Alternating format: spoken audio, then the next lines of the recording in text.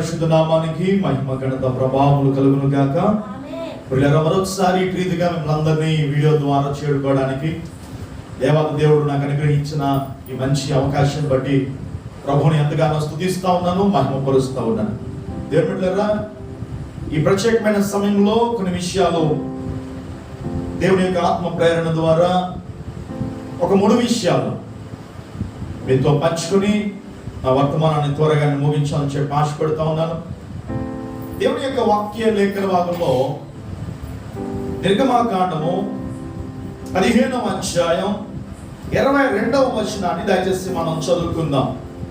నిర్గమాకాండము 15వ అధ్యాయం 22వ వచనంలో ఇలాగ రాయబడి ఉంది: మోషే ఎర్ర సముద్రం నుండి జనులను సాగచేయగా వారు షూరు అరణ్యములోనికి వెళ్ళి దానిలో 3 దినములు నడిచిరి. అచ్చట వారికి నీళ్లు దొరకలేదు. అంతలో వారు మారాకు చేరిరి. మారా నీళ్లు చేదైనవి గనుక వారు ఆ నీళ్లు త్రాగలేకపోయింది. అందువలన దానికి మారాను పేరు కలిగెను. దేవుని బిడ్డలారా, దేవుని యొక్క వాక్య లేఖన భాగంలో మనం గమనించగలిగితే ఇశ్రాయేలు ప్రజలు 430 సంవత్సరాలు ఐగుప్తు చెరలో ఉన్న సమయంలో వారు పెట్టిన మొరలు దేవుడు విన్నాడు. ఐగుప్తులో వారు వెట్టి చాకరీలు చేస్తూ ఉన్నారు, బానిసత్వంలో ఉన్నారు. బానిసలుగా బ్రతుకుతున్న ఆ ప్రజలు దేవుని సన్నిధిలో వారు ప్రార్థించగా దేవుని బిడ్డలారా, ఒక నాయకుడిని దేవుడు పంపించాడు. ఆయన పేరంటే మోషే. మోషే అనే భక్తుడు ఎప్పుడైతే ఆ ప్రాంతానికి వెళ్ళాడో అక్కడ ఆ అద్భుతమైన సేవకుడి ద్వారా 10 అద్భుతాలు ప్రభు జరిగించారు. దాంట్లో ఒక విశిష్టమైన ప్రాముఖ్యమైన సంఘటన ఏమిటి అనంటే ఎర్ర సముద్రాన్ని తన ప్రజల కొరకు పాయలు చేయడం. దేవుని బిడ్డలారా, ఎర్ర సముద్రము ముందు వారు నిలబడ్డారు. అయితే మనం గమనిస్తూ ఉన్నాం, వెనకాలేమో ఫరో సైన్యం ఏం చేస్తారంటే తరుముకుంటా వస్తున్నారు. ముందు చూస్తేనేమో ఏం కనబడుతుందంటే ఎర్ర సముద్రం కనబడతా ఉంది. పెద్దలు మాట్లాడుతూ ఉంటారు కదా, వెనకాల చూస్తే నొయ్యి, ముందు చూస్తే గొయ్యి అని. దేవుని బిడ్డలారా, గమనించండి, ఏం చేయాలి అర్థం కాని పరిస్థితి. అలాంటి సమయంలో ఇక్కడ ఎవరి మోషే దేవునికి ప్రార్థన చేశాడు. అద్భుతమైన రీతిలో జరిగిన ఘట్టం ఏమిటి అంటే ఇశ్రాయేలు ప్రజలు ఆరిన నేల మీద దేవుడు 2 పాయలుగా చేసి, సముద్రాన్ని 2 పాయలుగా చేసి ఆరిన నేల మీద ప్రజలను అద్దరికి దేవుడు నడిపించాడు. పిల్లరా, ఇటు రీతిగా ఎన్నో అద్భుతాలు, ఎన్నో ఆశ్చర్యకార్యాలు దేవుడు తన బిడ్డల పట్ల దేవుడు జరిగిస్తూ వస్తున్నాడు. అయితే చాలా సార్లు మానవుని యొక్క స్థితి, మానవుని యొక్క పరిస్థితి ఏముంటుందంటే కష్టములో ఉన్నంత ప్రార్థన, దుఃఖములో ఉన్నంత ప్రార్థన, శ్రమల్లో ఉన్నంత ప్రార్థన, అప్పుల భారములో కూరుకుపోయినప్పుడు ఉన్నంత ప్రార్థన, అన్నీ సాల్వ్ అయిపోయిన తర్వాత అప్పుడు ప్రార్థన ఉండదు.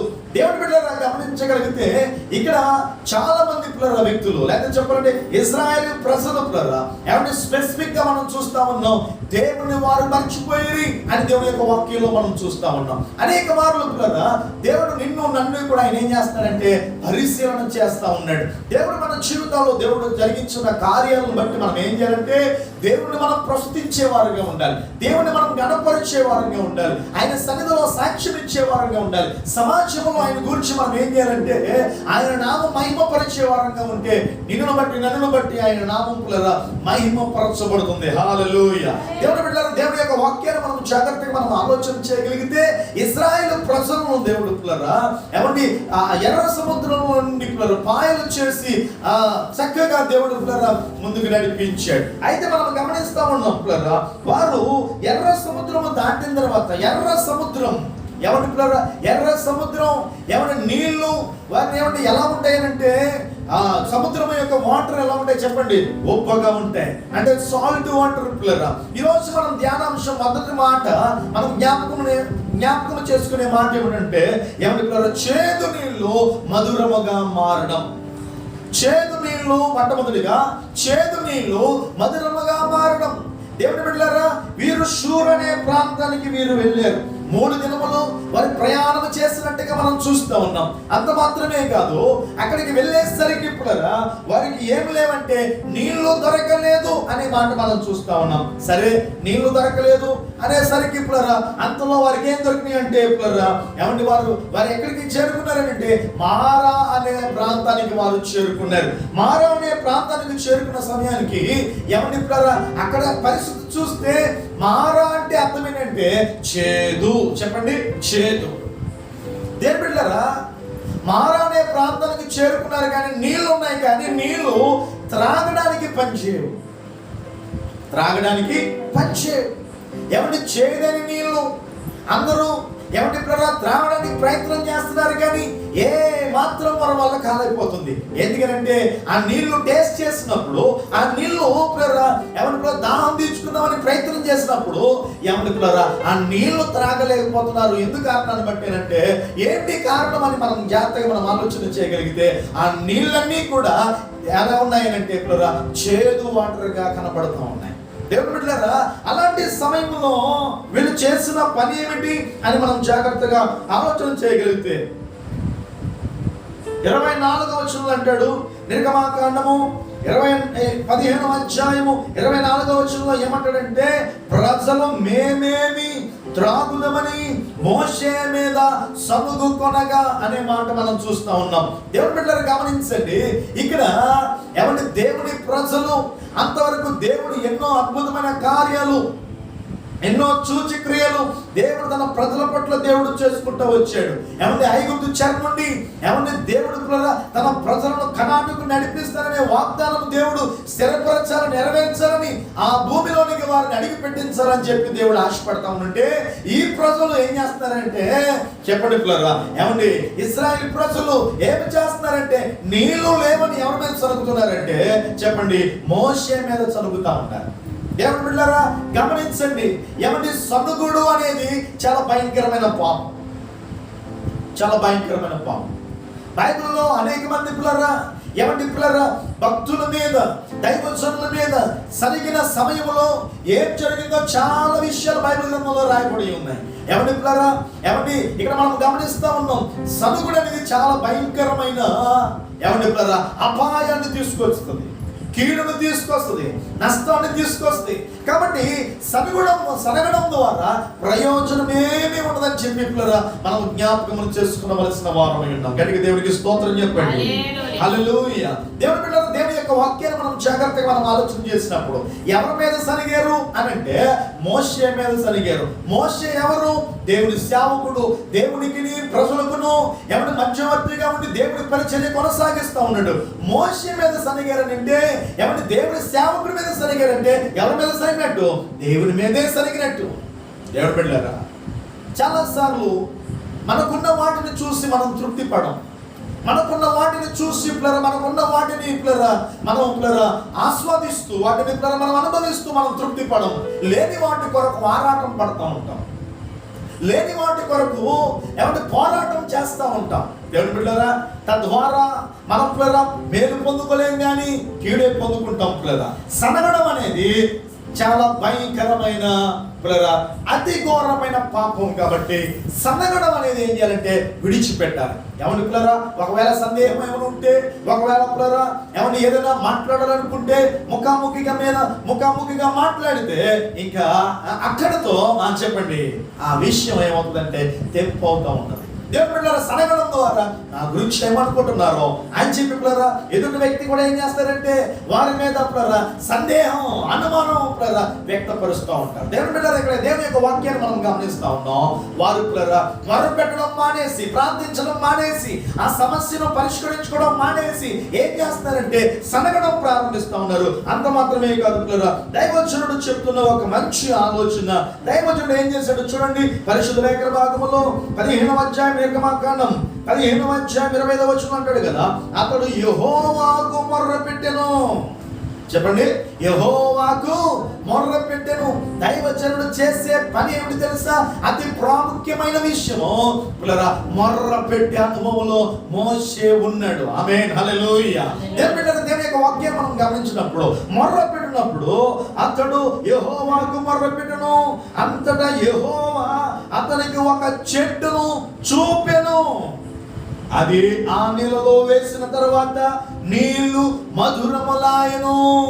నీళ్లు మధురములాయను. దేవుని బిడ్డలారా, ఇక్కడ మోషే ఎప్పుడైతే ప్రార్థన చేశాడో, మోషే దేవునికి ఎప్పుడైతే ప్రార్థన చేశాడో, మోషే ప్రార్థన విన్న దేవుడు, మోషే ప్రార్థన విన్న దేవుడు వెంటనే ప్రభు అంటున్నాడు మోషేతో, మోషే ఆ చెట్టును చూడు, ఆ చెట్టు తీసుకొని ఇదిగో ఆ చేదుగా ఉన్న ఆ మార అనబడుతున్న ఆ నీళ్ళలో వేయమని చెప్పాడు. దేవుని బిడ్డలారా, ఇక్కడ దేవుని యొక్క వాక్యాన్ని మనం జాగ్రత్తగా ఆలోచన చేస్తున్నాం. ఈ ప్రాంతం ఏం ప్రాంతం అంటే మార అనే ప్రాంతం. సహజంగా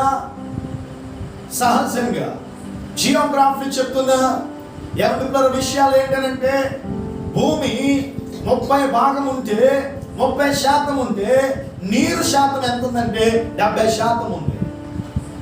అంటే ఎక్కువ ఏం శాతం కనబడుతుందంటే నీరు శాతం ఎక్కువ కనబడతా ఉంది.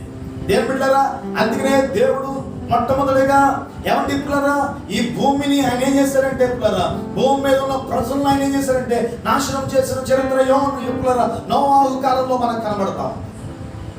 ఆకాశ తూములు విప్పాడు, భూ సంబంధమైన తూములు విప్పాడు. ఏమంటే పిల్లరా, ఏమంటే జల ప్రళయము రప్పించి ఏమండి సమస్త మానవాళ్ళని ఏం చేశాడంటే నిర్మూలన చేశాడు. ఎవరైతే దేవుని మాట విన్నారో వారు మాత్రమే వారిలో వారు సురక్షితంగా ఉన్నట్టుగా మనం చూస్తాం. ఈ రోజున దేవుని మాట వెనకే పంటలు పాడైపోతున్నాయి. ఈ రోజు దేవుని మాట వెనకే సముద్రం పులరా మన మీద ఏం చేస్తుందంటే పంచుకొని వస్తా ఉంది.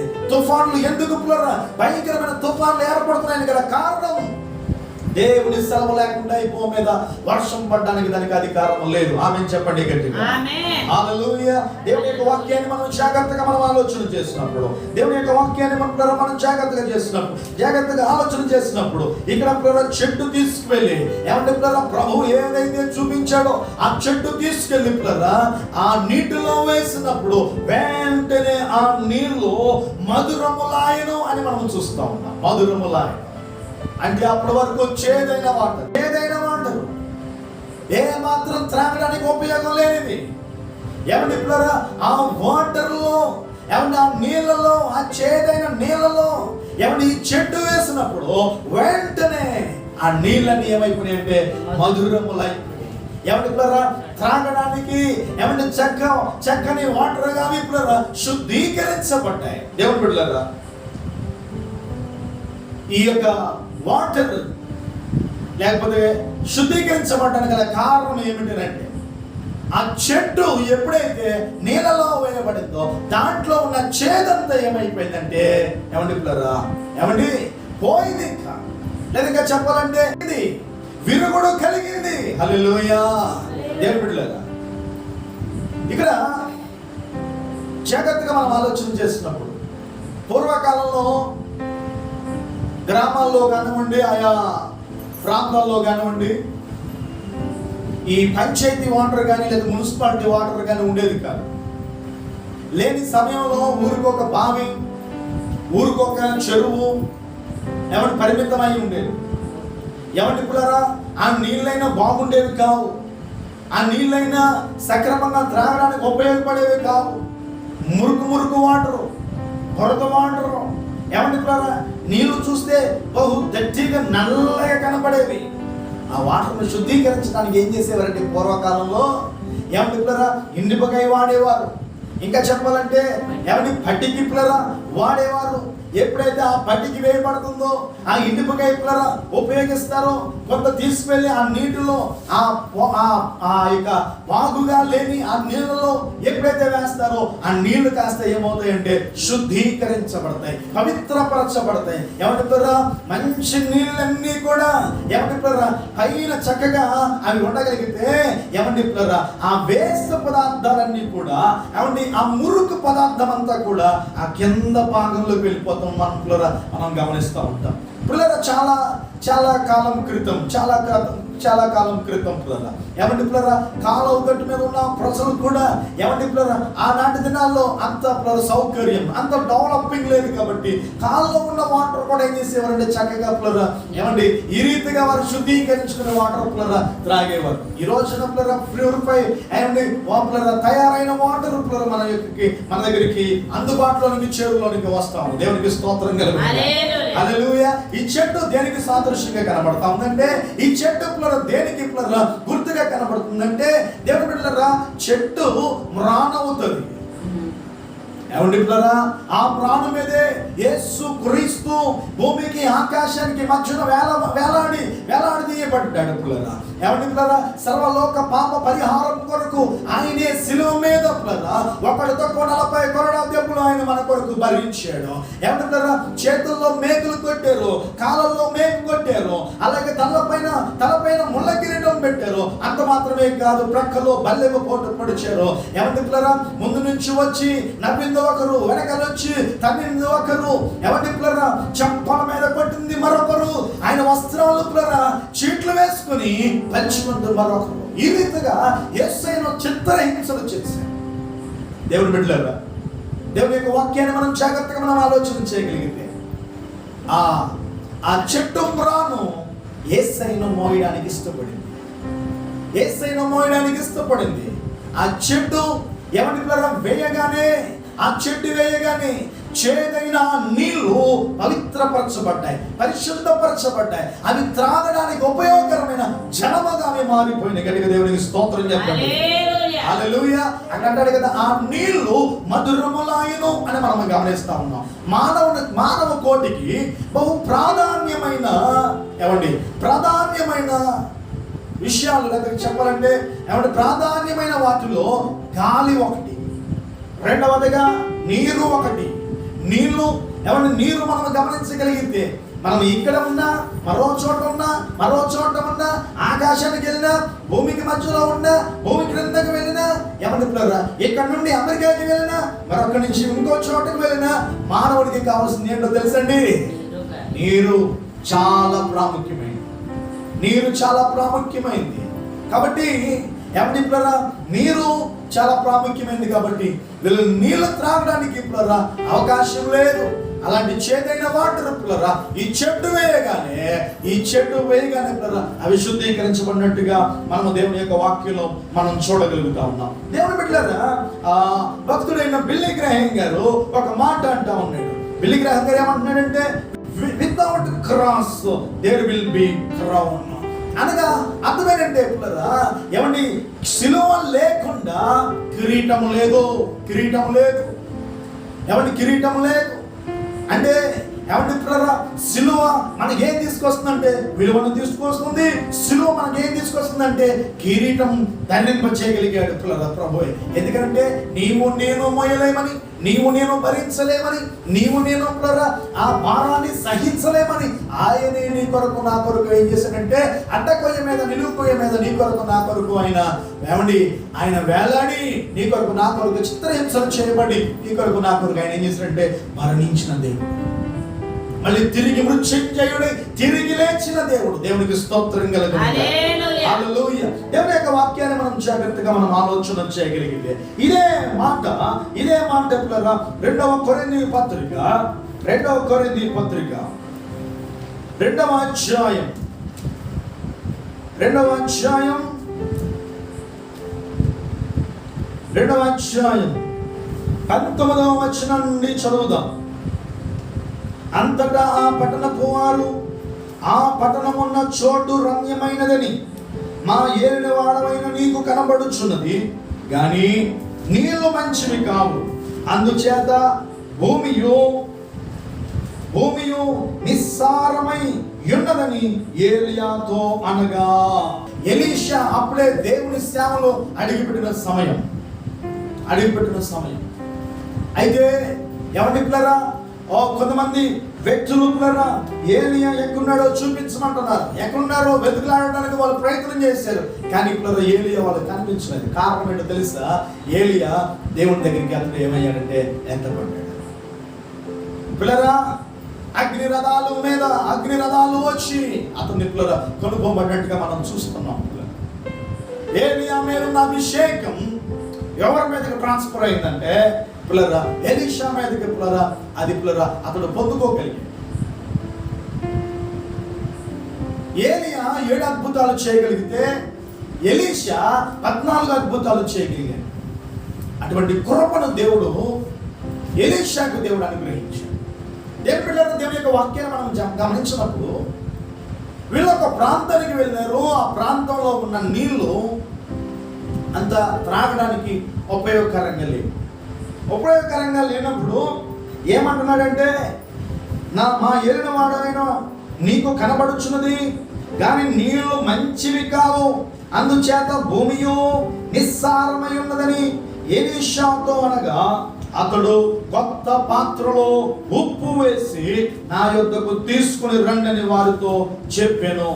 వారు దాన్ని తీసుకుని రాగా అప్పుడు ఆ నీటి ఊట యొద్దకు పోయి అందులో ఉప్పు వేసి యెహోవా సెలవిచ్చినది ఏమనగా ఈ నీటిని నేను బాగు చేసి ఉన్నాను కనుక ఇక దీని వలన మరణము కలగకపోవును, భూమియు నిస్సారముగా ఉండదనెను. కాబట్టి నేటి వరకు ఎలీషా చెప్పిన మాట చొప్పున ఆ నీరు మంచిదై ఉన్నది. దేవునికి స్తోత్రం చెప్పండి. ఏమండి, భూమి నిస్సారం అయిపోతుంది, ఆ నీళ్ళు ఉపయోగకరంగా లేవు. కాబట్టి దైవజనుడా ఏం చేద్దాం అని చెప్పి పిల్లరా ఆలోచిస్తున్న సమయంలో దైవజనుడు అంటున్నాడు కదా, ఒక కొత్త పాత్రను తీసుకురండి, ఇదిగో దాంట్లో ఉప్పు వేసి తీసుకురండి అని చెప్పినప్పుడు ఆ పాత్ర ఆ ఉప్పు ఏమండి పిల్లరా ఆ పాత్రను తీసుకువెళ్ళి ఆ యొక్క ఏమండి పిల్లరా నీళ్ళు కలిగిన ఓట దగ్గరికి తీసుకువెళ్ళి అంటున్నాడు కదా. ఏమంటున్నాడంటే ఇక్కడ పిల్లరా చక్కని మాట మనం గమనిస్తా ఉన్నాం. యెహోవా సెలవిచ్చినది ఏమనగా ఈ నీటిని నేను బాగు చేసి ఉన్నాను అంటున్నాడు. హల్లెలూయా. ఏమంటున్నారా నీటిని అక్కడ ఏం చేశాడంటే బాగు చేసి ఉన్నాడు. ఉప్పు ఏమంటున్నారా ఏమంటే ఉపయోగించినప్పుడు ఆ నీళ్లు ఏమైనంటే శుద్ధీకరించబడ్డాయి. ఉప్పు చాలా ప్రధానమైన ఏమంటున్నారా వస్తువు. ఎందుకంటే ఏమంటున్నారా ఏదైనా ఒక పదార్థం నిల్వ చేయాలంటే ఉప్పు అవసరం. అలాగే ప్రతి పదార్థానికి టేస్ట్ కావాలంటే ఏమంటున్నారా ఏం అవసరం? ఉప్పు అవసరం.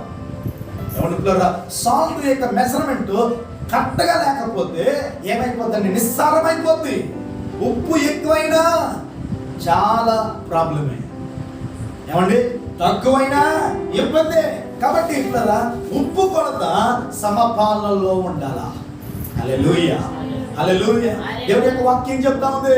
ఏమంటున్నాడు తెలుసా? మత్తయి సువార్త 5వ అధ్యాయం 13వ వచనం అంటాడు, మీరు లోకమునకు ఉప్పు అయి ఉన్నారు అంటాడు. హల్లెలూయా. ఏమంటున్నారా దేవుని ప్రజలను దేవుడు ఎలా చేశాడంటే చెప్పండి పిల్లలు, లోకానికి ఒక మాదిరిగా చేశాడు. ఏమంటే ఉప్పు ఏం చేస్తుందంటే రుచినిస్తుంది. అలాగే ప్రతి క్రైస్తవుడు ఏమి చేయాలంటే ఏమంటున్నారా దేవుని గురించి అనేక మందికి ఏం చేయాలంటే రుచి చూపించేవారుగా ఉండాలి. అందుకే 34వ కీర్తన 8వ వచనం అంటాడు, యెహోవా ఉత్తముడని రుచి చూచి తెలుసుకొనుడి అంటాడు. ఆయన తెలుసుకోవాలంటే రుచి చూడాలి. పెద్దలు అంటారు దిగితే లోతు తింటే రుచి తెలుస్తుంది అని. దేవుడి గురించి నువ్వు రుచి చూడగలిగితే, ఆయన నువ్వు ఆస్వాదించగలిగితే, ఆయన నువ్వు స్వీకరించగలిగితే, ఆయన నువ్వు పొందుకోగలిగితే, ఆయన సన్నిధిలో నువ్వు ప్రార్థించగలిగితే, ఆయనలో ఉన్న మాధుర్యం, ఆయనలో ఉన్న ఆ శ్రేష్టమైన ఈవులకు నువ్వేమవుతావంటే పత్రురాలు నువ్వు కాగలవు. ఆమేన్. హల్లెలూయా. దేవుని యొక్క వాక్యాన్ని మనం జాగ్రత్తగా మనం ఆలోచన చేయగలిగినప్పుడు పిల్లగా ఏమండి ఉప్పు ఏం చేస్తుందంటే రుచినిస్తుంది. ఉప్పు ఏం చేస్తుందంటే నిల్వ చేస్తా ఉందండి. ఒక పచ్చడి పట్టాలంటే ఏం చేయాలో తెలుసండి? ఏమండి పిల్లరా ఉప్పు అన్ని చక్కగా వేసిన తర్వాత 3 రోజులు దాన్ని ఏం చేస్తారంటే చక్కగా పిల్లరా ఊరబెట్టిన తర్వాత ఏమంటే పిల్లరా ఏం చేస్తారంటే మళ్ళీ మూడు రోజుల తర్వాత మళ్ళీ తీసి ఏమండి నూనె సరిపోయిందా, కారం సరిపోయిందా, ఏమండి అంతకంటే ముఖ్యంగా బహు శ్రేష్టమైంది పిల్లరా ఉప్పు కొలత సరిపోయిందా లేదా అని చెప్పి పిల్లరా మరొకసారి దాన్ని ఏం చేస్తారంటే టేస్ట్ చూసినప్పుడు ఒకవేళ ఉప్పు కానీ తక్కువయిందా ఆ పచ్చడి ఏమైపోద్దంటే ఏమండి పాడైపోద్ది, పనికి రాదు. 1000 రూపాయలు పెట్టిందైనా సరే, 100 రూపాయలు పెట్టిందైనా సరే, ఏమండి ఎంత చక్కగానే తయారు చేయొచ్చు, ఎంత సువాసనైనా రావచ్చు, ఎన్ని 1000 రూపాయలైనా దాని కొరకు మనం ఖర్చు పెట్టవచ్చు. కానీ ఉప్పు కొలత సరిగ్గా లేకపోతే ఏమైపోద్దంటే ఆ పదార్థం అంతా కూడా ఏమైపోద్దంటే పిల్లరా నాశనం అయిపోవడానికి అవకాశం ఉంది. దేవుని బిడ్డలారా, మనం సముద్రం ఒడ్డుకి మనం వెళ్ళగలిగితే చాలా మంది మత్స్యకారులు చేపలు పడతా ఉంటారు పిల్లరా.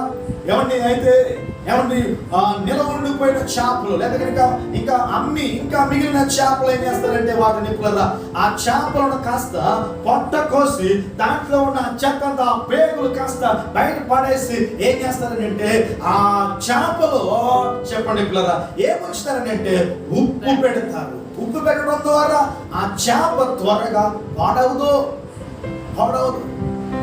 కొన్ని నెలలు అవసరమైతే దాన్ని జాగ్రత్తగా బాగుగా దాస్తే కొన్ని సంవత్సరాలు కూడా ఆ చేప లేకపోతే దాన్ని ఏమంటామంటే ఎండి చేప భద్రంగా ఉండగలుగుతుంది. నేను బిడ్డరా ఉప్పు ఎంత చక్కగా ఉపయోగపడుతుందో చూడండి. ఇంకా చెప్పాలంటే ఏమంటే ఉప్పు పిల్లరా పలు సందర్భాల్లో ఏమండి దాన్ని ఆయా పదార్థాల కొరకు ఆయా వాటి కొరకు మనం ఏం చేస్తామంటే దాన్ని ఉపయోగించడం జరుగుతూ ఉంటుంది. నీసిపోవడానికి కూడా స్మెల్ భయంకరమైన స్మెల్ వస్తూ ఉంటే ఏమంటే అది పరిశుద్ధపరచబడాలంటే అది మాధుర్యంగా మార్చబడాలంటే వాటిని ఏం చేస్తామంటే ఉప్పు నీటితో కడుగుతాం, అది శుభ్రపరచబడుతూ ఉంటుంది. దేవుని బిడ్డలారా ఈ రీతిగా ఉప్పు ఉపయోగపడతాం. ఈ ఉప్పు నీటి ద్వారా ఆ నీళ్లు ఆ ఊట ఏమైందంటే శుద్ధీకరించబడింది. ఆ నీళ్లు త్రాగడానికి ఉపయోగకరంగా ఉన్నాయి. ఆమె దేవునికి స్తోత్రం చెప్పండి. హల్లెలూయా. దేవుని బిడ్డలు లోకానికి ఎలా ఉండాలంటే ఉప్పుగా ఉండాలి. మనం ఎక్కడ ఉన్నా ఏమంటే పిల్లరా ఉప్పుగా ఉంటే మనం రుచి చూపించగలం. ఉప్పుగా ఉంటే మనము పిల్లరా ఏమండి మనము అనేకులకు దేవునికరంగా మనం ఉండగలుగుతాం. దేవుని బిడ్డలారా రుచి చూపించే వ్యక్తులుగా, రుచి చూపించే క్రైస్తవులుగా మనం మారుకోవడానికి మనం ప్రయత్నం చేద్దాం. దేవుని బిడ్డలారా దేవుని యొక్క వాక్య లేఖన భాగంలో భక్తుడైన పౌలు అంటాడు పిల్లరా ఏమంటాడంటే అనేక శ్రమలు అనుభవిస్తేనే కానీ మనము క్రీస్తులో పాలివారము కాము అంటాడు. కొన్నిసార్లు శ్రమలు వస్తాయి, నిందలు వస్తాయి, అవమానాలు వస్తాయి, ఎలువేతలు వస్తాయి, శత్రుబాధం వస్తుంది, ఆర్థిక పరమైన ఇబ్బందులతో కొట్టుమిట్లాడుతున్నావేమో ఒకవేళ. అయితే శ్రమలు నాకెందుకు వచ్చినాయి, నాకే ఎందుకు రావాలి, నా కుటుంబానికి ఎందుకు రావాలి అని చాలా సార్లు పిల్లరా నింపెరపోయేవారు ఉన్నారు పిల్లరా. ఎవరి చాలా మంది పిల్లరా బెంగతో, చీకుతో, చెందుతో వారి జీవితాన్ని గడుపుతున్న వారు చాలా మంది ఉన్నారు. దేవుని యొక్క వాక్యం చెప్తా ఉంది శ్రమలు అనుభవించిన తర్వాత మనము ఏమని పిల్లరా క్రీస్తు యొక్క స్వరూపంలోనికి మనం మారగలుగుతాం. దేవునికి స్తోత్రం చెప్పండి. హల్లెలూయా. ఏమంటే క్రీస్తులో పాలివారం మనం కాగలం. శ్రమలు ఏం చేస్తాయి? శ్రమల్లో కొన్ని పాఠాలు మనం నేర్చుకుంటాం. శ్రమల్లో ఏమంటే ప్రార్థన చేయగలుగుతాం.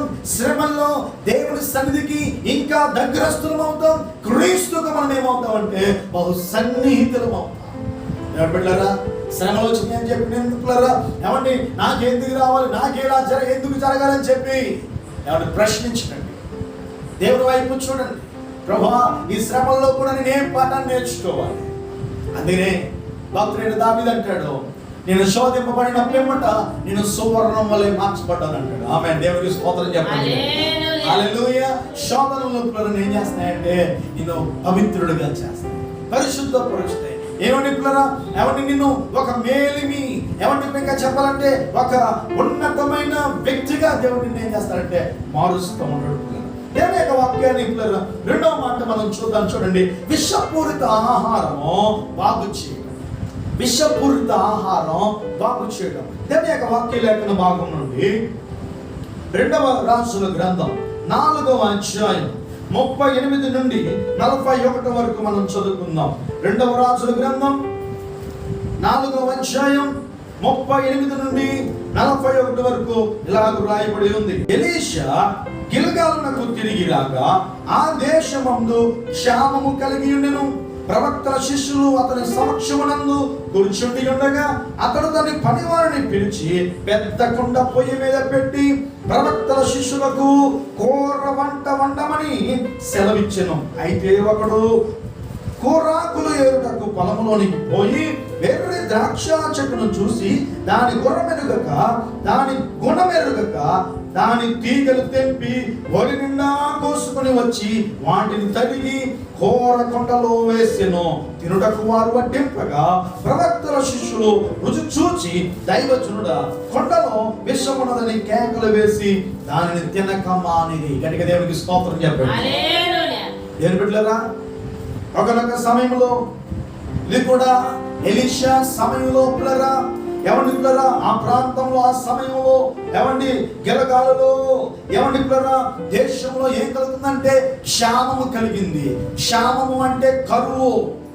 క్షేమం వేరు, క్షామం వేరు. ఏమండి పిల్లరా, క్షామము కలిగినప్పుడు ఏమండి పిల్లరా కరువు వచ్చింది. చాలా ఇబ్బందుల్లో ఉన్నారు. ఏమండి పిల్లరా, చాలా ఏమండి పిల్లరా అక్కడ ఏమండి ఇబ్బందులతో కొట్టిమిట్లాడుతూ ఉన్నారు. అలాంటి సమయంలో దైవజనుడు అంటున్నారు కదా, పని వారితో అంటున్నాడు, పెద్ద కొండ ఒకటి ఏం చేయమంటున్నాడంటే పొయ్యి మీద పెట్టి ప్రవక్త శిష్యులకు ఏం చెప్తున్నాడంటే అక్కడ పరిచర్య భారాన్ని పరిచర్య బాధ్యత వారికి అప్పగిస్తా ఉన్నాడు. ఆ కొండను పెట్టి కూర వంట వండమని చెప్పాడు. స్తోత్రం చెప్పండి గట్టిగా. హల్లెలూయా. ఏమంటే పిల్లరా, కూరాకులు కోయడానికి ఏమని ఏరుటకు పొలంలోనికి పిల్లరా కొంతమంది వెళ్ళి ఏం చేస్తారంటే చక్కగా ఆ కూరాకులు పిల్లరా తుడుచుతా ఉన్నారు, కోస్తా ఉన్నారు. అనుకున్న రీతిగా ఏమంటే పిల్లరా వెర్రి ద్రాక్ష చెట్టును చూసి దాని కొనమానగా రుచి ఎరుగాక వాటిని కూడా ఏం చేశారంటే రుచి ఏమంటే పిల్లరా ఆ ఆకులు ఒడి నిండా నింపుకున్నారు. పిల్లరా ఒడి నిండా నింపుకొని ఆ ప్రాంతానికి వచ్చి ఆ ఆకులు కాస్త తరిగి ఆ ఆకులు కాస్త పిల్లరా ఆ కొండలో వేసినప్పుడు ఆ యొక్క కూర సిద్ధపరచబడింది.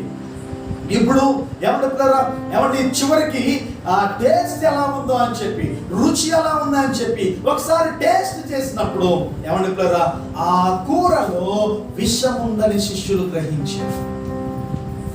విషము అది చిన్న బొట్టైనా, అది చిన్నదైనా పెద్దదైనా విషమే.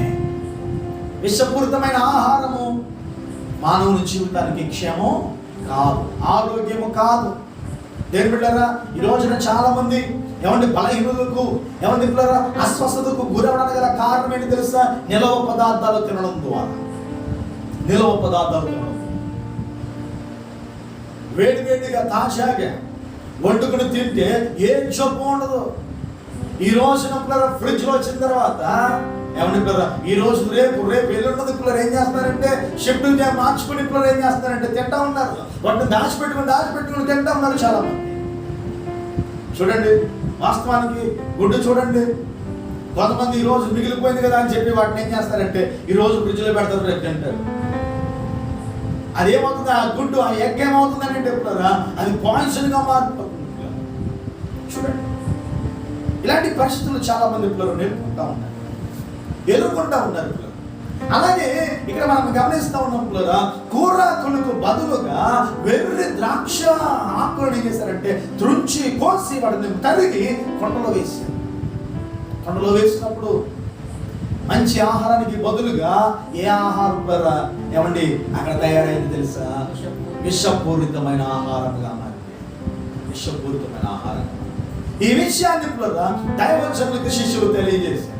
అయ్యా, ఇది రుచి చూసినప్పుడు అయ్యా విషము కనబడుతుందయ్యా, విషము కనబడుతూ ఉంది అని చెప్పి వాళ్ళు చెప్తా ఉన్నారు. చూడండి, ఇక్కడ 4వ అధ్యాయం 2వ రాజుల గ్రంథం 4వ అధ్యాయం 40వ వచనం మనం చూస్తే, తిరుటకు వారు వడ్డింపగా ప్రవక్తల శిష్యులు రుచి చూచి, దైవజనుడా, కొండలో విషమున్నదని కేకలు వేసి దానిని తినక మానిరి. అతడు పిండి కొంత తెమ్మనెను. వారు తేగా కొండలో దానిని వేసి జనులు భోజనము చేయుటకు వడ్డించునని చెప్పాను. వడ్డింపగా కొండలో మరి ఏ జబ్బు కనిపింపకపోయెను. గట్టిగా దేవునికి స్తోత్రం చెప్పండి. దేవుని బిడ్డలారా, విషం ఉందని చెప్పాను. ఏమండి ఈ విషయాన్ని విరిచివేయడానికి, ఈ విషయానికి విరుగుడు ఏమండి దైవజనుడు ఏం చెప్పాడంటే కొంత పిండి తీసుకురమ్మని చెప్పాడు. పిండి తీసుకొచ్చి ఆ కూరలో కలిపినప్పుడు, ఆ కూరలో మిక్సింగ్ చేసినప్పుడు ఏం జరిగింది తెలుసా? ఆ యొక్క కుండలో ఉన్న విషం, ఆ కూరలో ఉన్న విషం ఏమైందంటే పిల్లరా, ఇక్కడ మనం పిల్లరా ఆ విషం అంతా పోయినట్టుగా మనం చూస్తూ ఉన్నాం. కుండలో వేసి దాన్ని వేసి జనులు భోజనము చేయుటకు వడ్డించుడని చెప్పాను.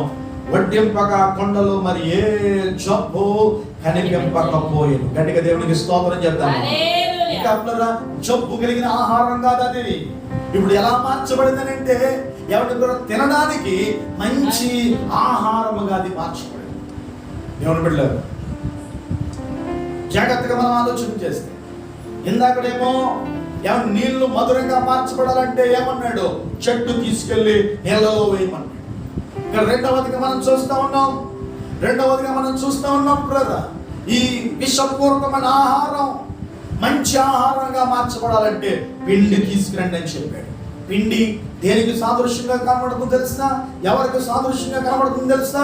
ప్రభువు అయిన యేసుక్రీస్తుకు సాదృశ్యంగా కనబడతాం. ఒక రొట్టె చేయబడాలంటే, లేదా మొట్టమొదటిగా పిండి అవ్వాలంటే, ఆ యొక్క ధాన్యాలు ఏమవ్వాలంటే అవి కూడా మిక్సింగ్ పట్టాలి, లేక మిక్స్ పట్టాలి, వాటిని గ్రైండ్ చేయాలి. ఏమంటే అది మెత్తగా మారుతుంది. ఆ తర్వాత అది ముద్ద అవ్వాలంటే, ఆ పిండి ముద్ద అవ్వాలంటే నీళ్లు పోయాలి. నీళ్లు పోసిన తర్వాత అది ఏమండి రొట్టెగా మార్చబడాలి. ఏమండి ఇప్పుడు మళ్ళీ దాన్ని ఏం చేయాలంటే ఒక కర్ర పెట్టి ఆ ముద్దను ఏం చేయాలంటే విసకాలి. దాన్ని మళ్ళీ ఏం చేయాలంటే చదును చేయాలి. అది ఏమండి ఒక మేలైన ఒక పదార్థముగా అది మార్చబడతాం. బిడ్డలారా, ఒక పిండి ఇంతగా అది ఏమవుతుందంటే పిసకబడతా ఉంది. ఏమండి పిల్లరా, అది రొట్టెగా అది మార్చబడడానికి గల కారణము దాని వెనకాల ఎంతో ప్రయాసం. ఒక రొట్టెగా మార్చబడడానికి అది పిసికారు, లేకపోతే ఇంకా చెప్పండి ఆ విత్తనాలు లేకపోతే ఆ ధాన్యాలు ఏమైంది అంటే ఏమంటే పిల్లరా గ్రైండ్ చేశారు. రెండవదిగా మనం చూస్తూ ఉన్నాం దాన్ని పిల్లరా ముద్దగా చేశారు. అలాగే ప్రభు అయిన యేసుక్రీస్తు నీ కొరకు నా కొరకు ఆయన ఏమైపోయాడు తెలుసండి? నల్లుగా కొట్టబడ్డాడు. అతడు నల్లుగా కొట్టబడిన అని దేవుని యొక్క వాక్యంలో మనం చూస్తాం. ఎందుకు తెలుసా? నీవు నేను చేసిన దోషములు బట్టి, నీవు నేను చేసిన ఆ పాపములను బట్టి ఆయనే ఒకటి తప్పు 40 కొరడా దెబ్బలు నీ కొరకు నా కొరకు ఆయన భరించు. ఆ సిలువ మ్రాను మనం మోయలేమని, మనం భరించలేమని, మనం సహించలేమని, ఇది మన వల్ల కాదని ఆయనే 2000 సంవత్సరాల క్రితం నీ కొరకు నా కొరకు ఆయన ఏమైపోయాడు తెలుసండి? పలు పశువుగా మారిపోయాడు ఆయన. దేవుని బిడ్డలారా, ఎంత గొప్ప త్యాగం నీ కొరకు నా కొరకు ఆయన చేశాడు. ఆయన ప్రేమను గుర్తించగలిగితే, ఆయన యొక్క ప్రేమను గుర్తించగలిగితే ఆయన ఆరాధించకుండా ఉండలేవు, ఆయన నామాన్ని సన్నిధించకుండా ఉండలేవు, ఆయన స్తుతించకుండా ఉండలేవు, ఆయన సన్నిధికి రాకుండా నీవు ఉండలేవు. దేవుని బిడ్డలారా, నువ్వెక్కడ ఉన్నా, ఏ స్థలంలో ఉన్నా, ఏ పరిస్థితుల్లో ఉన్నా నీ స్థితిని మార్చగలిగిన వాడై అయితే ప్రభు అయిన యేసుక్రీస్తు దగ్గరికి నువ్వు వచ్చినప్పుడు మనలో ఉన్న ఆ చేదైన ఆ ధనాన్ని దేవుడు తీసివేయబోతున్నాడు. ఆ విషపూరితమైన ఆలోచనను, ఆ విషపూరితమైన స్వభావమును దేవుడు ఏం చేయబోతున్నాడంటే ఏమంటే రూపాంతరం చేయబోతున్నాడు. ఒక నూతన వ్యక్తిగా మార్చాలని దేవుడు ఆశపడతాం. దేవుని బిడ్డలారా, చాలా విషయాలు ఉన్నాయి. దేవుని యొక్క వాక్యాన్ని మనం జాగ్రత్తగా మనం ఆలోచన చేస్తున్నాం. ప్రతి ఇంట్లో ప్రతి స్త్రీ చేయవలసిన పని ఏంటో తెలుసండి? వంట అయిపోయిన తర్వాత, భోజనం సిద్ధపరిచిన తర్వాత, వడ్డించే ముందు ప్రభువా ఈ ఆహార పదార్థాలను మాకు ఇచ్చామని బట్టి నీకు స్తోత్రం అయ్యా. ఈ ఆహారాన్ని దీపించండి, ఈ ఆహారాన్ని పరిశుద్ధపరచండి. ఈ ఆహారం మేము తినుచుండగా ఆరోగ్యమును, బలమును, శక్తిని దయచేయండి. దీంట్లో ఏదైనా ఒకవేళ దోషం ఉంటే దీన్ని పవిత్రపరిచేయ, పరిశుద్ధపరిచేయ. లేని వారికి కూడా మీరు ఇవ్వండి ప్రభు అని చెప్పి ఏం చేయాలంటే ప్రార్థన చేసుకుని మనం ప్రభుని స్తుతించి భోజనం చేయాలి. అది మన దేహానికి ఆరోగ్యం, మన ఎముకలకు శక్తి కలుగుతుంది. పిల్లరా, ఒకవేళ నువ్వు అలా చేయకుండా, ప్రార్థన చేయకుండా దేవానికి స్తోత్రం నాకు ఆత్మని తినేస్తే నష్టపోయేది నీవే. ప్రార్థన చేసినప్పుడు అది పవిత్రపరచడం, దాంట్లో దోషం ఉంటే అది పరిశుద్ధపరచబడతాం. దేవుని బిడ్డలారా, దేవుడు మనకి ఇచ్చిన ఆహారం బట్టి మనం ఏం చేయాలంటే ప్రభువుని స్తుతించాలి. చాలా మంది ప్రపంచంలో అనేక మందికి ఆహారం లేదు, అనేక మంది పస్తులతో ఉంటున్నారు, అనేక మంది ఆహారం లేక ఎవరికి కదా వారి భయంకరమైన పరిస్థితులు వారు నిలబడతా ఉన్నారు. కానీ దేవుడు మనకి ఆ రీతిగా దేవుడు చేయలేదు కదా. సమృద్ధైన ఆహారం ఇచ్చాడు కదా. సమృద్ధి ఆహారం ఇచ్చినప్పుడు ఎవరిని భుజించే ముందు మనం ఏం చేయాలంటే దేవుని సన్నిధిలో మనం ప్రార్థన చేసి ఆహారాన్ని మనం భుజించాలని చెప్తుంది కదా దావీదు గ్రంథంలో. దాని కీర్తనాకారుడు అంటాడు, ఏమండి మనం ప్రార్థన చేసి ఆహారాన్ని మనం భుజించవలసిన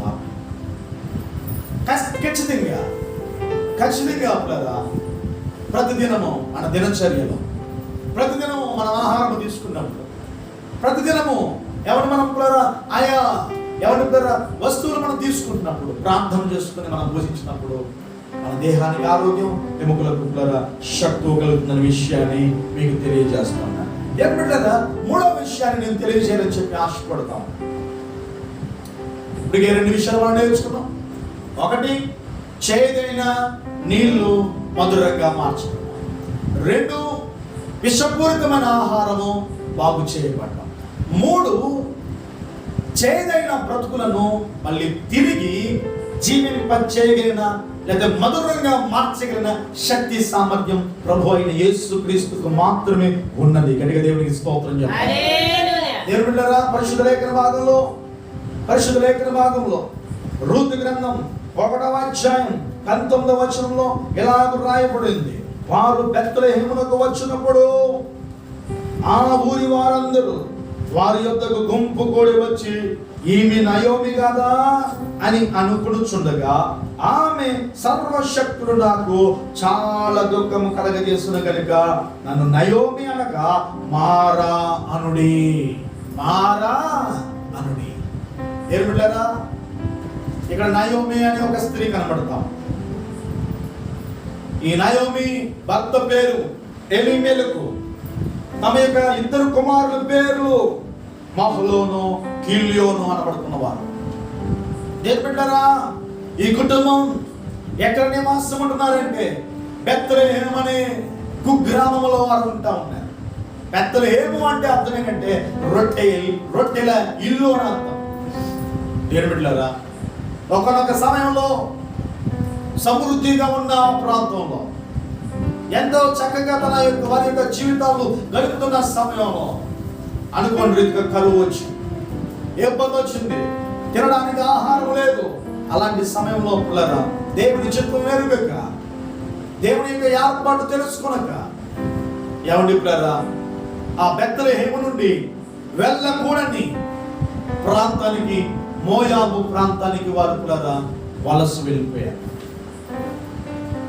తాను, తన భర్త, 2 కుమారులు. మోయాబు అనగా శాపగ్రస్తమైన, శపితమైన దేశానికి, ప్రాంతానికి వారు వెళ్ళిపోయారు. కొంతకాలం వారి జీవితం చాలా చక్కగా హ్యాపీగా ఉంది,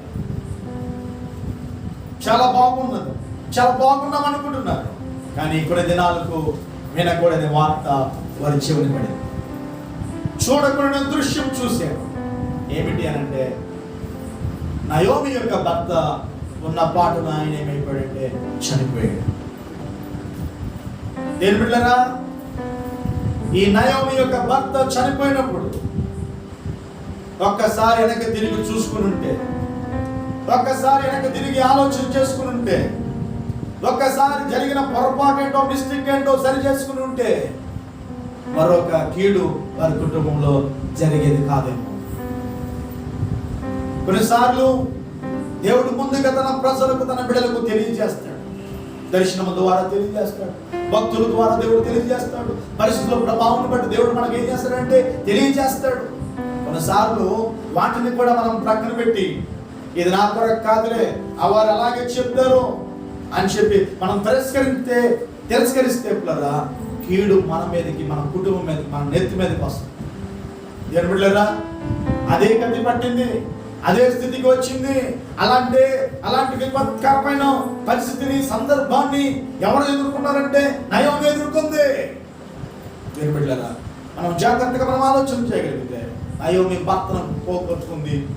తర్వాత రెండవదిగా ఎవరి పిల్లరా మహలోను గిల్యోను అనబడుతున్న 2 కుమారులు కోల్పోయింది.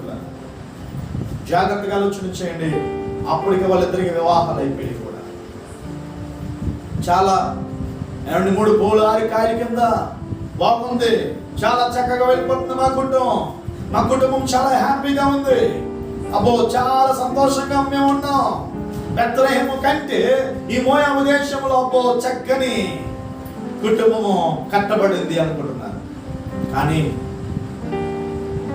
పిల్లరా, జరగకూడని సంఘటన వారి కుటుంబంలో జరిగింది. చేదైన అనుభవం వారిలోనికి పిల్లరా, అనుభవం గుండా వారు నడవలసిన పరిస్థితి నెలకొల్పించబడింది. దేవుని బిడ్డలారా గమనించండి, నయోమి విధవరాలైంది, ఇరుకుతురాలైపోయింది. ఏమండి, ఓర్పా రూతు కూడా ఏమైపోయారంటే వారు కూడా విధవరాండ్రు అయిపోయారు యవన కాలంలోనే. దేవుని బిడ్డలారా, 2 కోడలతో చెప్తుంది ఒక మాట, అమ్మలారా ఎంతవరకు నా కుటుంబంలో మీరున్నారు, చాలా సంతోషం. మరి మీ యొక్క తల్లిదండ్రుల దగ్గరికి మీరు వెళ్ళిపోతే మళ్ళీ మీ కుటుంబం మళ్ళీ తిరిగి కట్టబడుతుంది అని చెప్పినప్పుడు ఏమండి చక్కని అవకాశం ఇచ్చింది, బంపర్ ఆఫర్ ఇచ్చింది అని చెప్పి వారు పనబడుతున్నా ఆమె ఓర్పు లేదు కాబట్టి పిల్లరా అత్తగారికి ఒక మంచి ముద్దు పెట్టేసి టాటా బాబాయ్ చెప్పేసి వెళ్ళిపోయింది. వాళ్ళు ఎక్కడ చరిత్రలో కానివ్వండి, బైబిల్ గ్రంథంలో కానివ్వండి ఓర్ప కనబడదు. కానీ రూతు ఒక కమిట్మెంట్ చేసుకుంటాం, ఒక తీర్మానం చేసుకుంటాం. అత్తగారు అంటుంది, అమ్మా నీ తోటకోళ్ళు వెళ్ళిపోయింది కదా, మీ చెల్లెలు వెళ్ళిపోయింది కదా, కాబట్టి నీవు కూడా వెళ్ళిపోవమ్మా అన్నప్పుడు అంటుంది కదా, నువ్వు వెళ్ళిపోమని అనవద్దు. నీ దేవుడే నా దేవుడు, నీ జన్మే నా జన్మం, నిన్ను నన్ను ఎవరు వేరు చేయలేరు.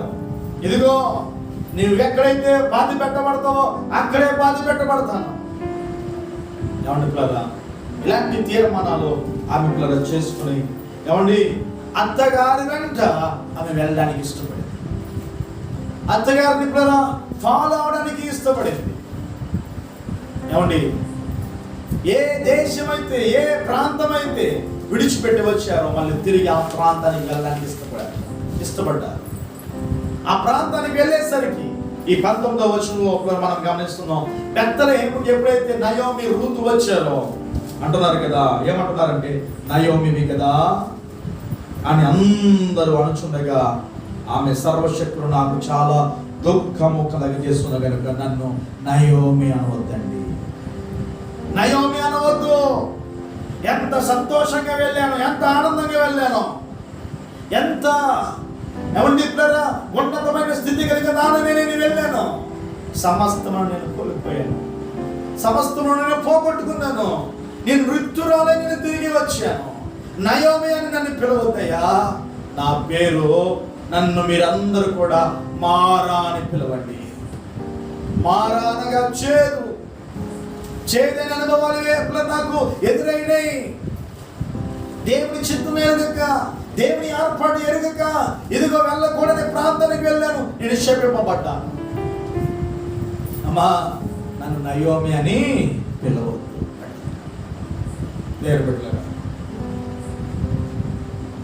దేవుని యొక్క వాక్యాన్ని మనం జాగ్రత్తగా మనం ఆలోచన చేయగలిగితే హెబ్రీ పత్రిక 12వ అధ్యాయం 15వ వచనంలో అంటాడు, హెబ్రీ పత్రిక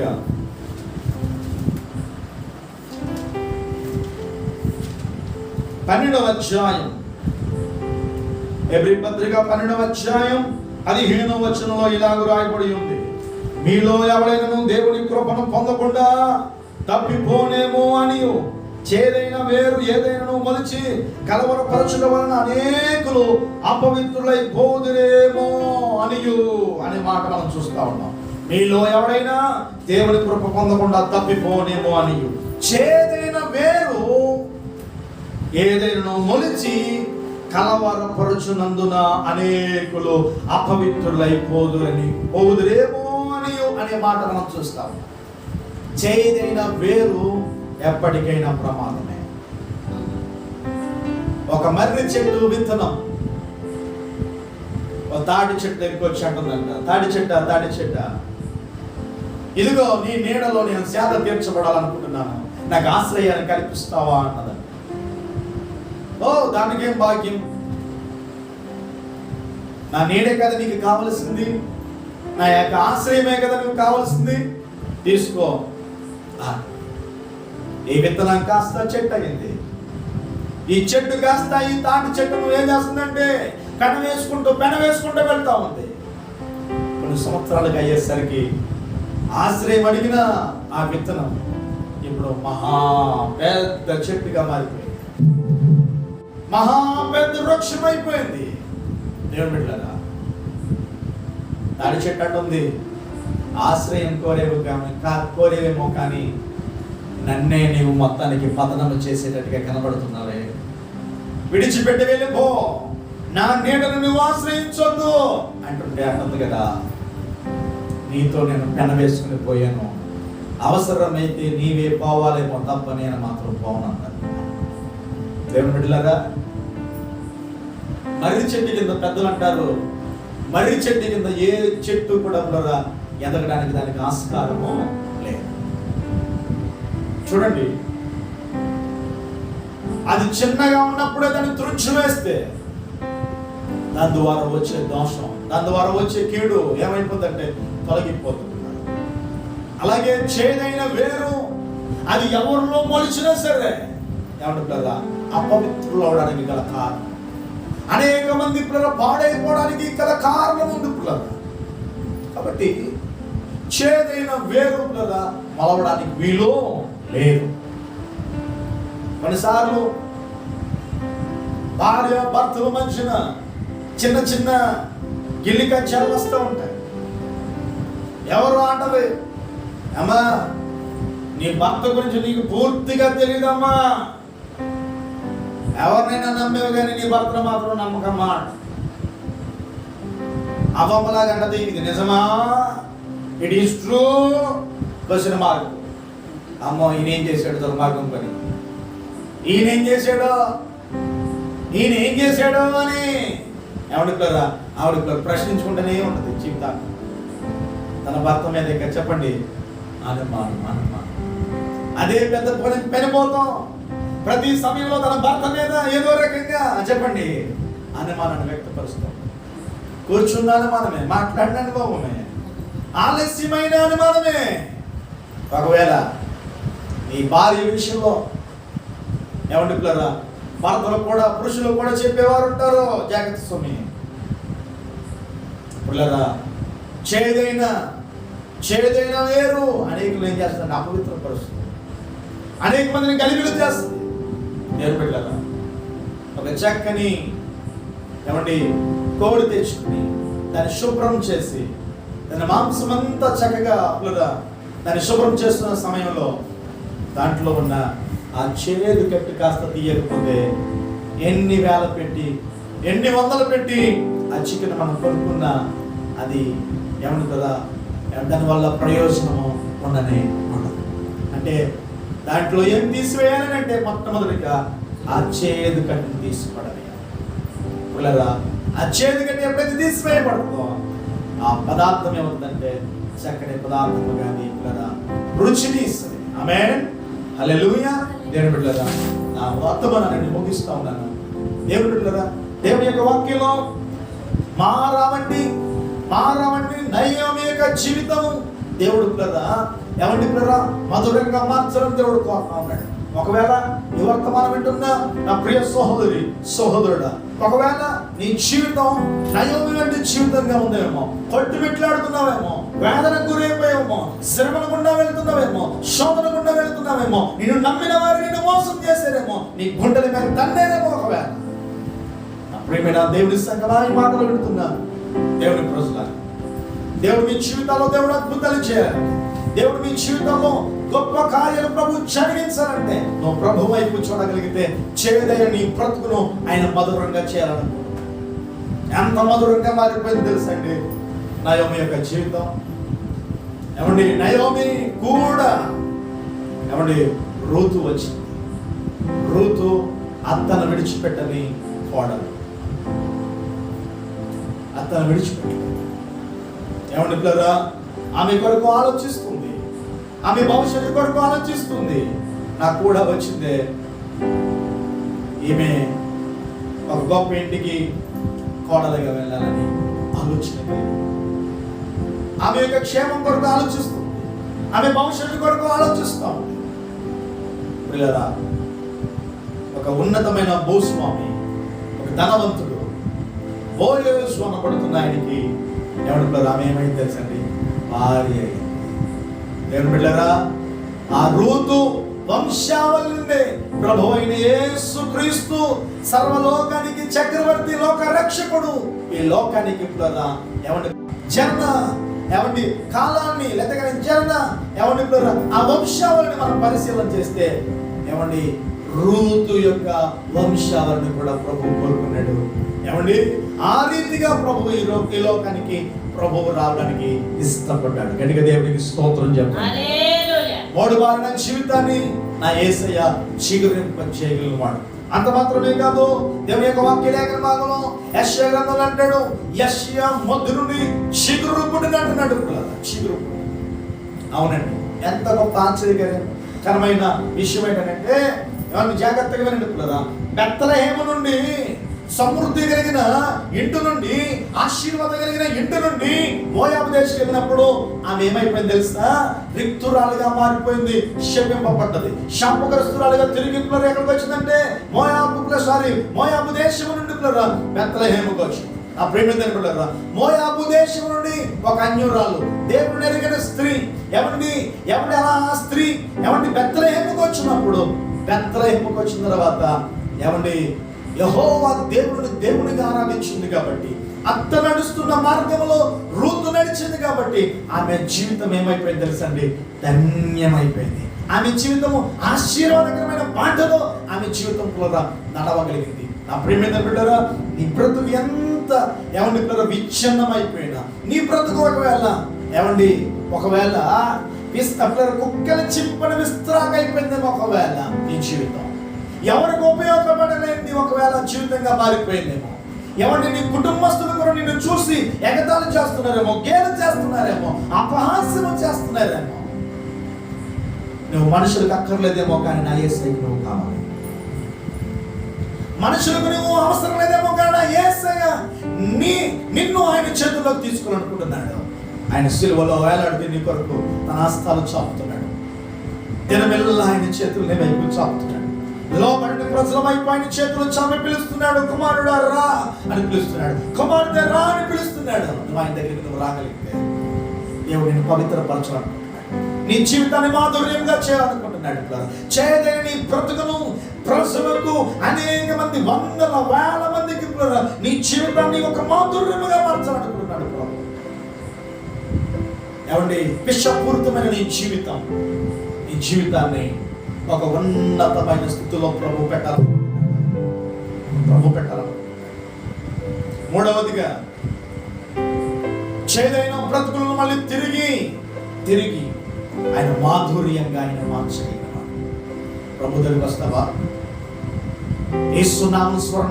యేసు నామాన్ని స్మరించగలిగితే, ప్రభువా నేను పాపిని నేను ఒప్పుకోగలిగితే, దేవాని ఘోర పాపిని, నన్ను క్షమించయ్యా, నన్ను నీ బిడ్డగా చేర్చుకోండి ప్రభువా, నా హృదయంలోనికి నువ్వు రా ప్రభువా, నువ్వు ఆహ్వానించగలిగితే, నీ హృదయంలోనికి, నీ ఇంటిలోనికి నువ్వు ఆహ్వానించగలిగితే శ్రేష్టమైన ఆశీర్వాదాలు నువ్వు వారసుడు కాగలవు. పిల్లరా, అటువంటి ఆశీర్వాదాలు నీకు కావాలా? చేదైన అనుభవంలో నుండి మాధుర్యమైన జీవితంలోకి నడిపించాలనుకుంటున్నావా? అయితే నీ కొరకు చిన్న ప్రార్థన చేయాలనుకుంటున్నావు. మోకరించు, నీ ఉన్న స్థలంలోనే ఒక్క మాట యేసయ్యతో మాట్లాడు. యేసయ్యా, నీవు నాకు కావాలి ప్రభువా, నా జీవితానికి సమర్పించుకున్నాను ప్రభా అని చెప్పి ఒక్క మాట యేసయ్యతో మాట్లాడు. నీ కొరకు నేను ప్రార్థన చేయాలని ఆశపడుతున్నాను. మమ్మల్ని మిగిలిగా ప్రేమించిన మా ప్రియ పరలోకపు తండ్రి, నీ శ్రేష్టమైన ఘనమైన నామమును బట్టి నీకు స్తోత్రములు చెల్లిస్తా ఉన్నాను. ఈ ప్రత్యేకమైన సమయంలో నీ వాక్యం ద్వారా మీరు మాతో మాట్లాడుతూ వచ్చారు. చేదైన నీళ్లను మధురంగా మార్చగలిగిన దేవా నీకు స్తోత్రాలు. దైవజనుడు ప్రార్థించినప్పుడు అయ్యా అయ్యా చెట్టును చూపించావు. ఆ చెట్టు నీళ్ళలో వేస్తున్నప్పుడు చేదైన నీళ్లు ఆ మారా జలము మధురముగా మార్చబడింది కదా ప్రభువా. విషపూరితమైన ఆహారము అని శిష్యులు చెప్పినప్పుడు అయ్యా పిండి తీసుకెళ్లి దాంట్లో కలిపినప్పుడు అయ్యా పిండి ద్వారా ఆ విషమంతా విరుగుడు కలిగింది కదా ప్రభువా. అయ్యా నయోమి యొక్క జీవితం విచ్ఛిన్నమైపోయింది. మారా అని పిలవమంటుంది నయోమి అని వద్దు. నా జీవితం విచ్ఛిన్నం అయిపోయింది, రిక్తురాలుగా అయిపోయింది, మోడు బారిపోయింది నా జీవితం అని మాట్లాడుతుంది. అయ్యా మోడు బారిపోయిన జీవితాన్ని మళ్ళీ తిరిగి అయ్యా జీవింపజేసావు. మోడు బారిపోయిన జీవితాన్ని అనేకులకు ఉపయోగకరంగా మీరు చేసావు. ఈ మాటలు విడుచున్నా మా ప్రియ సహోదరుడిని దయచేసి దృష్టించారు. వారి వారి కుటుంబాల్లో వారి వారి వ్యక్తిగతంగా ఎటువంటి నిందల చేత అవమానాల చేత వారు కొట్టుమిట్లాడుతున్నారు. నజరేయుడైన యేసుక్రీస్తు నామములో చేదైన అనుభవంలో నుండి వారి మాధుర్యంలోనికి వారు నడిపించబడుదురు గాక. నీ కృప యేసు నామములో వారి పట్ల విస్తరించును గాక. నీ మాటలు వారి హృదయములో ప్రభు నీరు గట్టి ఫలభరితముగా చేయబడును గాక. నీ కార్యాలు మీరు జరిగించయ్యా. ప్రతి ఒక్క వ్యక్తిని మీరు తాకండి తండ్రి. నీ వాక్యం ద్వారా వారిని ప్రభావితం చేయండి. నీ వాక్యం ద్వారా వారిలో ఒక నూతనమైన చైతన్యం, నూతనమైన పరివర్తన, నూతనమైన మార్పు, నీ యొక్క అయా స్వరూప్యం వారిలో మేము చూడగలిగే కృపను దయచేయండి. ఆయా చోట్ల నుండి ఈ కార్యక్రమాన్ని వీక్షిస్తూ ప్రోత్సహిస్తున్న బిడ్డలందరిని బట్టి నేను మా ప్రియ సహోదరులు మీరు జ్ఞాపకం చేసుకుని వారి వారి కుటుంబాలు, వారి చేతి పనులు, వారి వ్యాపారాలు, వారి ఉద్యోగాలు, వారి పాడి పంటలు తండ్రి మీరు దీవించండి. ప్రమోషన్ లేని బిడ్డలకు ప్రమోషన్లు, వివాహాలు కాని బిడ్డలకు వివాహాలు మీరు జరిపించండి. స్థలాలు గృహాలు లేని బిడ్డలకు స్థలాలు గృహాలు మీరు దయచేయండి. విదేశ ప్రయాణం వరకు ఎదురు చూస్తున్న బిడ్డలు వారి జీవితంలో ఒక నూతనమైన కార్యాన్ని మీరు జరిగించమని ప్రార్థన చేస్తున్నాం. ఎవరైతే వ్యాధుల చేత, బాధల చేత, బలహీనల చేత, అప్పుల్లో కూరుకుపోయి ఉన్నారో యేసుక్రీస్తు నామములో వాటి నుండి వారు విడుదల పొందుదురు గాక. ఈ కార్యాలు మీరు జరిగించండి. శాంతి సమాధానం లేని బిడ్డలకు వారి కుటుంబాల వ్యక్తిగతంగా శాంతి సమాధానం వారి ప్రభువా చూసేవారిగా, అనుభవించేవారిగా మీరు చేసి బలపరచుకోవచ్చు. ఎవరైతే చేదైన అనుభవంలో ఉన్నారో మాధుర్యము వారు చూడడానికి ప్రభువా మీరు సహాయం చేయండి. మాధుర్యమైన జీవితం వారు అనుభవించగలిగిన కృపను వారికి దయచేసుకోవచ్చు. ఆ విధాల కృపను కోరుకుంటున్నాం. ఈ నామాన్ని హెచ్చిస్తూ యేసు దివ్య నామములో స్తుతించి ప్రార్థించి ప్రతిమలబెట్టుకుంటున్నాం తండ్రి. ఆమేన్, ఆమేన్, ఆమేన్. దేవునికి మహిమ కలుగును గాక. ఈ మాటలు ఆలకిస్తున్నాం. మీ అందరికీ మరొకసారి వందనాలు తెలియపరుస్తున్నాం. ఈ విడుదలకు ఎవరు సెంటర్ కొరకు నిత్యం ప్రార్థించండి. దేవుడు మిమ్మల్ని, మీ కుటుంబాలు దేవుడు అత్యధికంగా ఆశీర్వదించండి.